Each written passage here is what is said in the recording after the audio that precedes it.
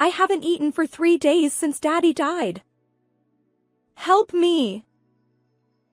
My daughter suddenly came to visit. She was emaciated, wearing tattered clothes. What on earth was going on? I couldn't make sense of it, but due to certain circumstances, I decided to ignore her. It's not my concern. But then my daughter's demeanor changed. What? Are you still my mother? Are you going to abandon me? Certainly, as a parent, one would try to help a distressed child, but I couldn't. Because. Can you all guess the reason? I'm Abby, 58 years old, working at a hospital as a medical secretary. I lived alone in an older home. However, it wasn't always that way. 18 years ago, I was married and lived with my family of 4. My husband, Cyrus, 3 years older than me, was a kind man. His stepdaughter, Ashley, had just turned 3. We met through mutual acquaintances, but Cyrus's wife had recently passed away, leaving young Ashley behind. My mother helps with raising Ashley, but she's getting older, and I worry about her. Plus, it's heartbreaking for Ashley to grow up without a mother's love. You're very kind. I was drawn to Cyrus's kindness and gentle nature when it came to Ashley and his mother. At the age of 40, I enjoyed living alone and thought I didn't need to remarry. However, I decided to marry Cyrus because I wanted to share my life with him. My live-in mother-in-law was 63 at the time. Although she seemed kind during our first meeting. Nice to meet you. I'm Cyrus's mother. I'm Abby. Pleased to meet you. You're well-mannered. My son's ex-wife lacked education and was a terrible daughter-in-law. If someone like you becomes Cyrus's wife, I'll feel relieved. While she might have been complimenting me, I felt uneasy about speaking ill of the deceased. At that moment, I didn't know much about Cyrus's ex-wife, and I thought perhaps she truly was that kind of person. Looking back, maybe I should have trusted my instincts and thought more carefully. If I had, I might not have experienced the hellish situation that followed. During that time, my parents had already passed away, and I had no close relatives. Cyrus had remarried without a formal wedding ceremony, just a registration. After our marriage, Cyrus remained kind, but his work kept him busy with frequent business trips. He was rarely home, leaving only 3 of us, me, Ashley, and my mother-in-law. I had hoped to be a good mother to Ashley, but my mother-in-law insisted on raising Ashley herself. She kept Ashley close, leaving me with little opportunity to nurture her. My attempts to teach Ashley right from wrong were met with fierce resistance. Ashley, a spirited child, would jump from high places or throw away toys she didn't like. One day, I cautioned Ashley about her behavior. Ashley, it's dangerous. And remember to take care of your toys, I said. Ashley responded dramatically. Grandma, Mom scolded me. Help. Ashley, unaccustomed to reprimands, clung to my mother-in-law for support. In response, my mother-in-law glared at me with an intensity that left me speechless. Raise her without scolding. Praise her instead. My mother-in-law snapped. After all, you're just a bloodless stranger. I felt torn. I didn't want to burden Cyrus, who was already busy with work, but I worried about Ashley's well-being. When I gently discussed it with Cyrus, his expression changed. His eyes widened, and his lips trembled as if he feared something. Sorry. My mother gets emotional about Ashley. Cyrus confessed. I'll try to talk to her. Please don't worry too much, Abby. But it's not about me. It's Ashley I'm concerned about, I replied. Cyrus didn't say more, but it seemed he had spoken to his mother. Despite her softened tone toward me, my mother-in-law remained adamant about not allowing me to interfere in Ashley's upbringing. As I feared, Ashley's stubbornness grew worse. She'd point at TV commercials, demanding we buy whatever she desired.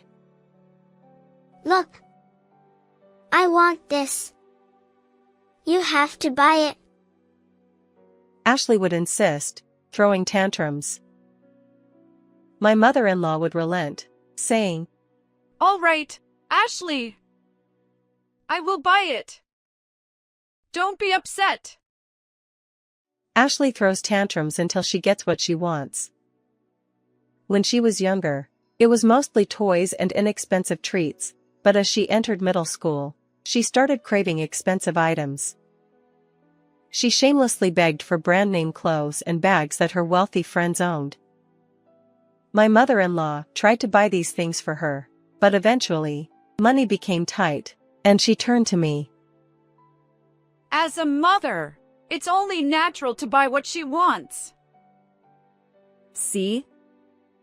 Stepmother is heartless. Ashley also berated me. I consulted Cyrus. What?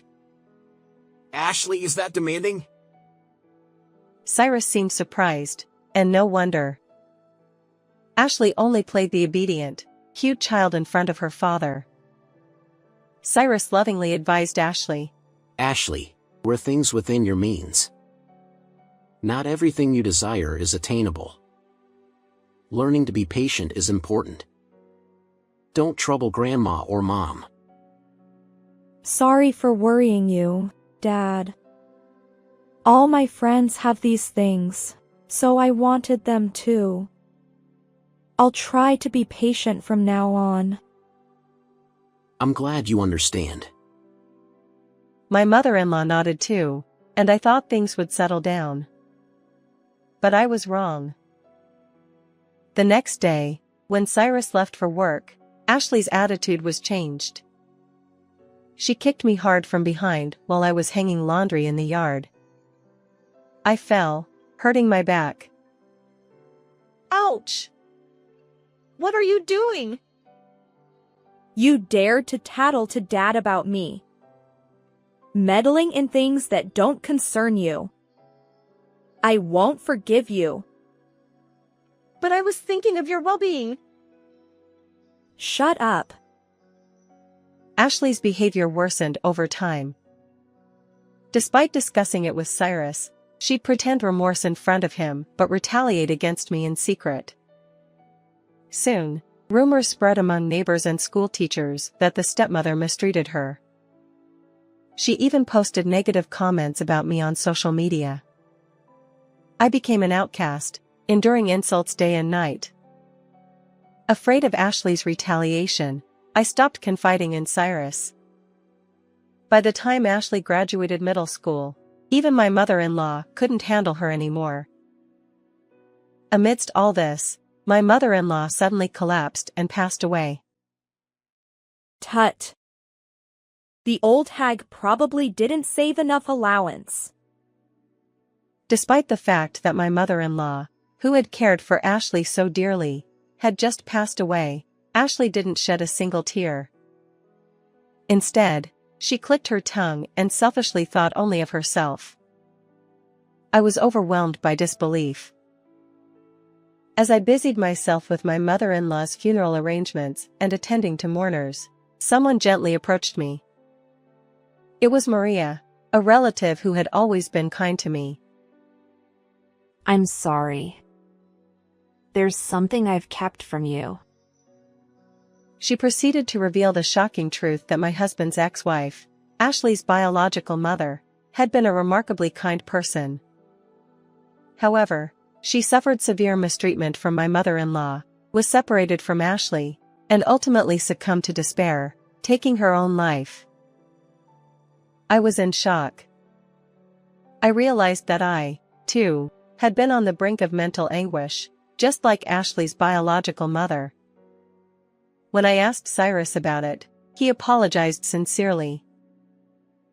I had strongly advised my mother not to burden you with such feelings. I couldn't blame Cyrus, who had always been kind to me. At that moment, Ashley's harassment weighed more heavily on me than my mother-in-law's passing, but I couldn't bring myself to confide in anyone. Ashley was that terrifying. I considered facing Ashley once more, but by then, it was too late. Her behavior had deteriorated further. As middle school graduation approached, she skipped classes, roamed around with heavy makeup, and pilfered money from my wallet. When Cyrus was present, she behaved innocently, but in his absence, she intensified her cruel harassment. She spat at me and even threw objects at me unexpectedly. Why do you behave so horribly? You act sweet in front of your father. Humph. Dad's wealthy, you know. All the assets will be mine. You're in the way. Get out of this house. I don't need money. I just wanted to be your mother. Shut up. Ashley seemed impervious to my words. She grabbed my hair, dragged me, and kicked me from behind. My body was covered in bruises. Her harassment escalated, and during Cyrus's extended business trip, I was finally forced out of the house by Ashley, who left me with nothing but the clothes on my back. It was a bitterly cold day, snowflakes drifting down. The neighbors viewed me as a wicked stepmother, and I couldn't seek help. Standing numbly outside the locked front door, shivering in thin clothing, I was startled when Cyrus returned from his trip earlier than expected. Abby? What are you doing out here? Taken aback by my appearance, Cyrus removed his coat and draped it over me. Tearfully, I explained everything. Though he listened sternly, his response surprised me. Leave. Get out of this house right now. Disappointed, I left Cyrus and the house behind. Fast forward 5 years. Although I had severed ties with Cyrus's relatives, I continued to maintain contact with Maria. She called me to apologize. Apparently, Ashley had threatened her, insisting that if she didn't reveal my address, there would be consequences. Why would Ashley suddenly need anything from me now? Soon after, the intercom buzzed, and the camera revealed a haggard-looking Ashley. Reluctantly, I opened the door. There stood Ashley, emaciated and wearing tattered clothes. I haven't eaten for 3 days since Daddy died. Help me. What on earth is going on? I was baffled but stood my ground. I have no obligation to you. Ashley's demeanor shifted dramatically. What? Are you still my mother? Will you abandon your daughter? While it's natural for a parent to want to help a troubled child, I had no such obligation. After all, I had suffered immensely at Ashley's hands. You're a stranger. If you persist, I'll involve the police. I shut the door and locked it. Remember this. I'll make you regret it. From beyond the door, Ashley's angry shouts echoed. Soon after, the harassment began, graffiti on the walls, garbage in the mailbox, all orchestrated by Ashley. I had evidence, and I wouldn't tolerate it any longer.